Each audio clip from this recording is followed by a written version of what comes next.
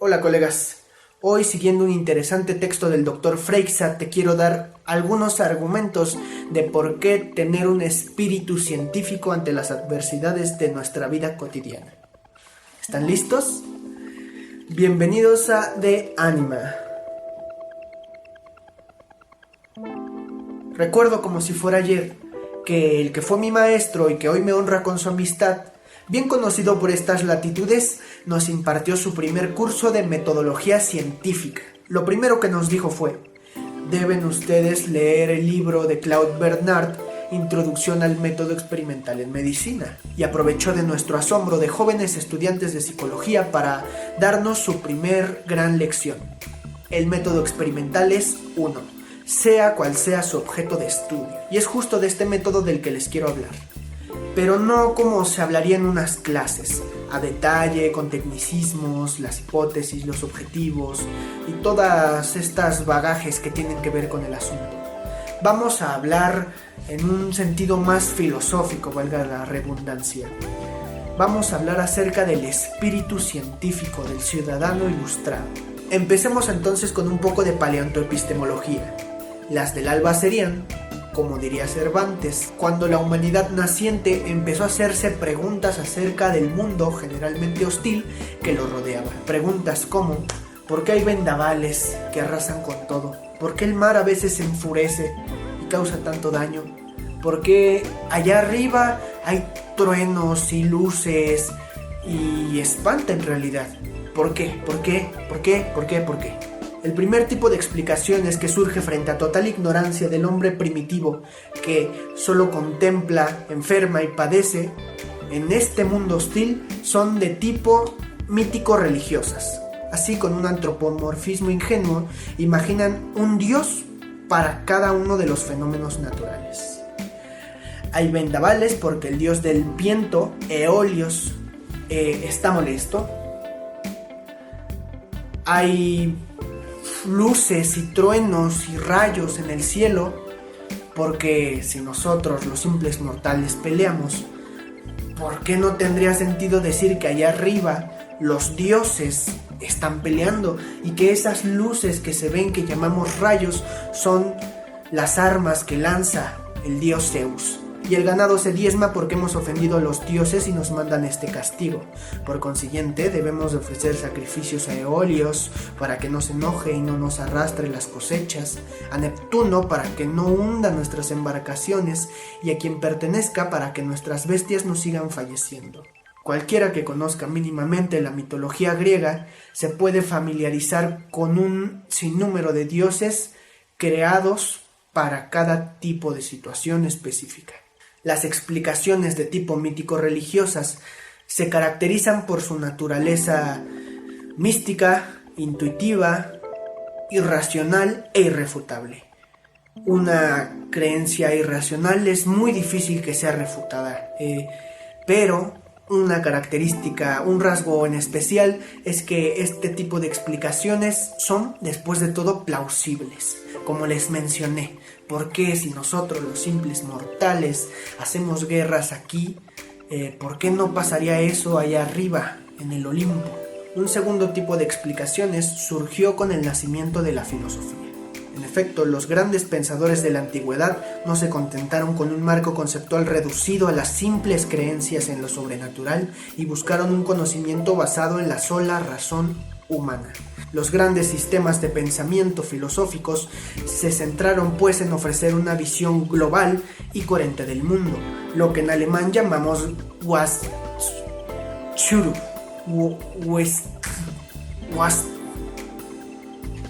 Ya no es suficiente que la explicación parezca solo plausible, ahora es un menester, tiene que ser lógica y coherente consigo misma. En otras palabras, tiene que ser racional. No es de dudar que el advenimiento de las explicaciones filosóficas constituyó un avance importantísimo para el reconocimiento humano. Las explicaciones irracionales fueron sustituidas por las racionales, que no es poco. Pero dichos sistemas presentaban aún un gran inconveniente. Para que sus defensores los adoptaran como ciertos, les bastaba con ser, además de plausibles, meramente lógicos y coherentes. Es decir, el criterio de veracidad se centraba ahora en la simple coherencia del sistema. Si el sistema filosófico era inatacable, pues entonces era verdadero. ¿Y cuál es el problema con eso?, me preguntarán. Pues no me pregunten, pero igual les voy a decir. El problema principal era que ahora, como su criterio de veracidad era la coherencia del planteamiento que se presentaba, pues ya no se constataban con la realidad del mundo, con los hechos empíricos. Pues claro, los sentidos nos engañan. Todo lo que conocemos no es así. Podemos acceder al conocimiento real, digamos, a través de la razón. Y ese es el ejercicio de los filósofos tradicionales. Baste recordar la prepotencia de la mente pensante cartesiana sobre el incierto cuerpo pienso luego existo. Puesto que incluso dudar de la existencia de mi cuerpo, pero no de mi pensamiento que, si sigue escrupulosamente todos los preceptos de la lógica, al igual que un geómetra siguiendo a rajatabla todas las reglas de la geometría, no puede equivocarse. Pero este progreso de la humanidad fue tan solo relativo, puesto que este nuevo pensamiento racional filosófico, en lugar de suplantar al pensamiento mítico religioso, no hizo más que yuxtaponerse, y ahora tenemos dos sistemas de pensamiento. Tenemos por un lado el pensamiento místico religioso y por el otro lado tenemos el pensamiento racional o filosófico, y ambos cohabitaban, no muy armoniosamente por cierto, dejando suponer que adoptar uno u otro era una cuestión de punto de vista, de gusto al fin y al cabo, y que no tenía que ser mejor uno que otro. Podía incluso llegarse a ciertos compromisos. Para dichas cuestiones voy a emplear el pensamiento filosófico, tal. Y para otras cuestiones, pues es obvio que la explicación que nos brinda algo más completo es la racional. Pero en estos tiempos, ¿quién pensaría así, verdad? ¿Verdad? Psicólogos eclécticos, ¿verdad? Paréntesis.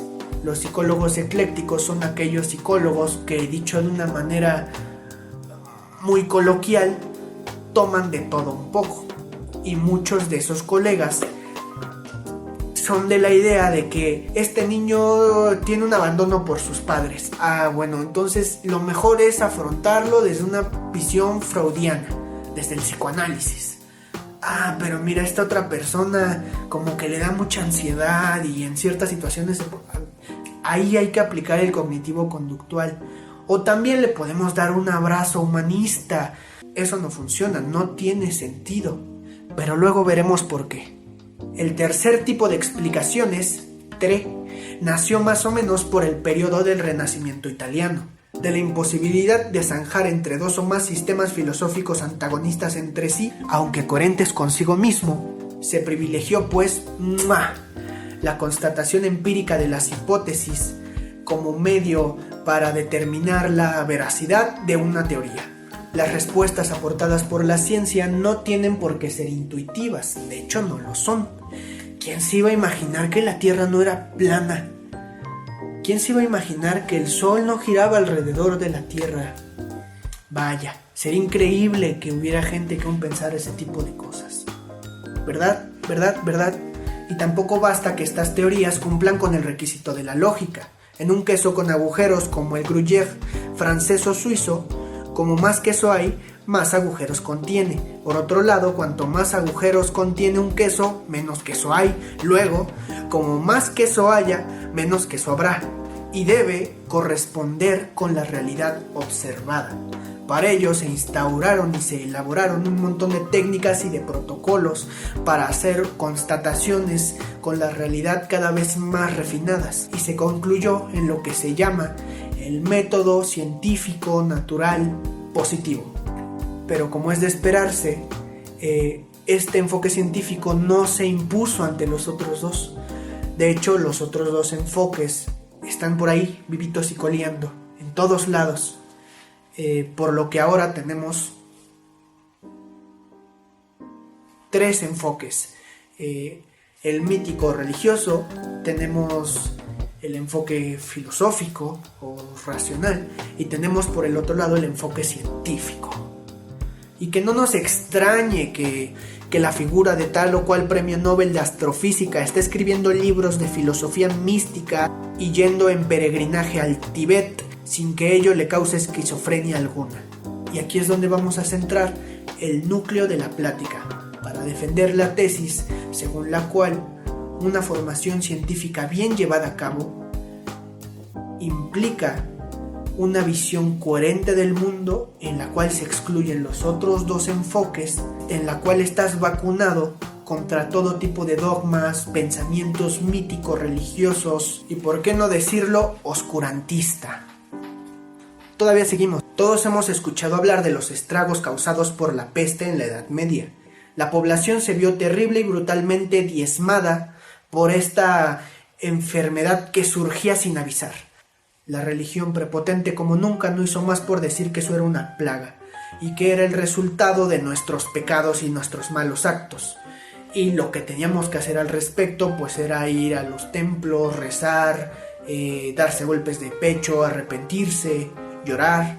Evidentemente lo único que con ello se conseguía era propagar aún más la enfermedad, puesto que concentrar en atmósferas cerradas personas sanas y personas contaminadas por un virus que se transmite esencialmente por el medio aéreo no podía llegar a otro resultado que, contrariamente a lo que dicen que ocurre en Lourdes, hacer salir enfermos a los que llegaron sanos. Contrariamente con esta visión, unos hombres de ese tiempo con un pensamiento un poco más crítico ya habían identificado una correlación entre la aparición de un montón de ratas y la enfermedad.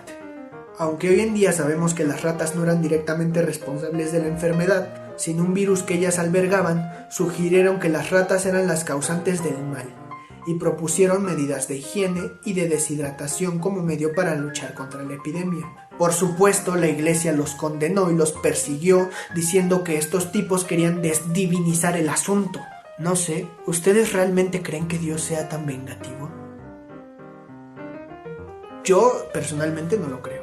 Y aprovechemos este ejemplo para hablar de otro tipo de ignorancia, no del todo relacionado con la religión, pero sí con sus componentes, el cual es la superstición, que por cierto, un buen espíritu científico nos tendría vacunados contra todo ese tipo de supersticiones y manipulaciones. ¿Por qué decimos esto? ¿Conocen ustedes el origen de la tradición según la cual, durante la ceremonia en que el joven enamorado pide la mano de su prometida, le ofrece un anillo con un diamante más o menos grande en función de la fortuna del pretendiente? Sí, ya sabemos que esto hoy en día parece totalmente ridículo, cursi, pasado de moda, ¿no es cierto, mi amor? Aunque no estoy seguro si muchas jovencitas estarían encantadas de que su novio, o como sea que le llamen ahora, se los regalase, ¿verdad? Vamos a hablar de ese tema. Esta costumbre empezó durante la época de la peste, pues se pensaba que el diamante podía protegerlos de esta enfermedad. Y me preguntarán ustedes, pero bro, ¿de dónde coño sacaron la idea de que los diamantes inmunizaban contra la peste? Pues no crean que se lo sacaron del bolsillo, que es una idea así improvisada. En realidad ellos se dieron cuenta de que las personas que llevaban diamantes eran muchísimo menos propensas de contraer la peste que las personas que no las llevaban. Y tiene muchísimo sentido, ¿verdad? ¿Verdad? Díganme, ¿se les ocurre alguna otra idea de por qué las personas que traían diamantes se enfermaban menos que las que no los traían? Hagamos un ejercicio, pausen el video y escríbanlo en los comentarios, por favor. Veamos cómo andamos. Pero bueno, preguntémonos, ¿quiénes son los que usan diamantes y quiénes son los que no los usan? Ajá. Los ricos son los que usan diamantes y los pobres son los que no los usan. Tiene sentido.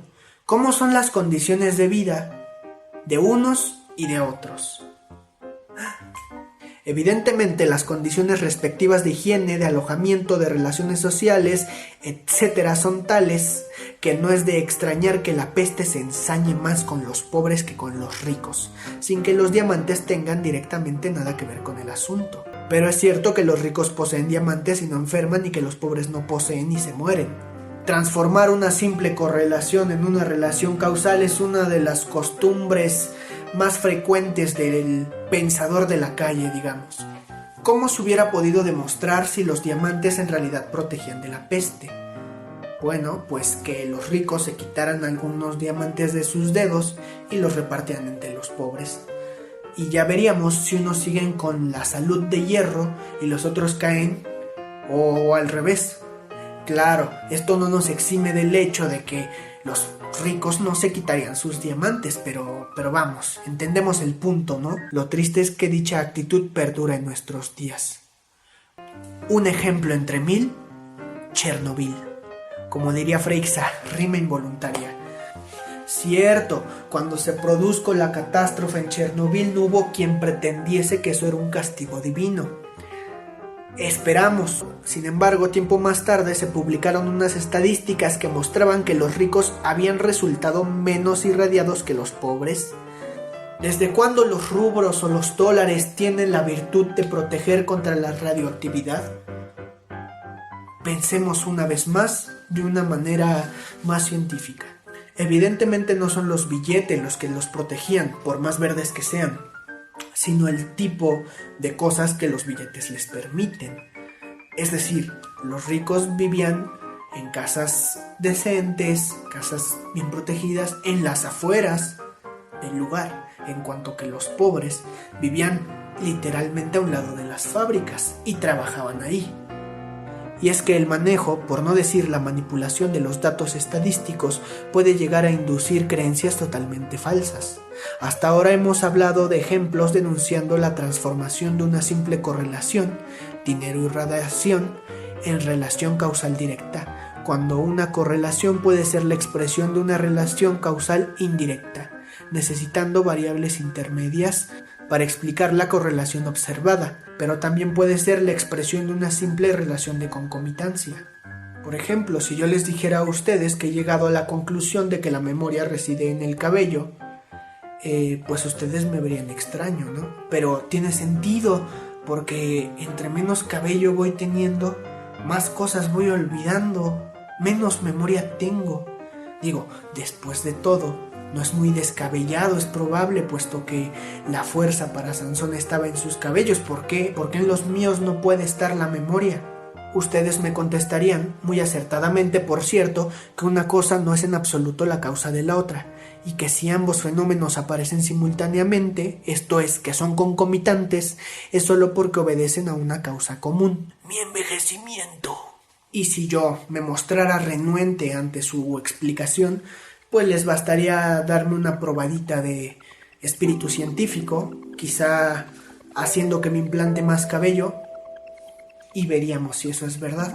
Las estadísticas pueden ser usadas adrede como armas de desinformación y manipulación de la opinión.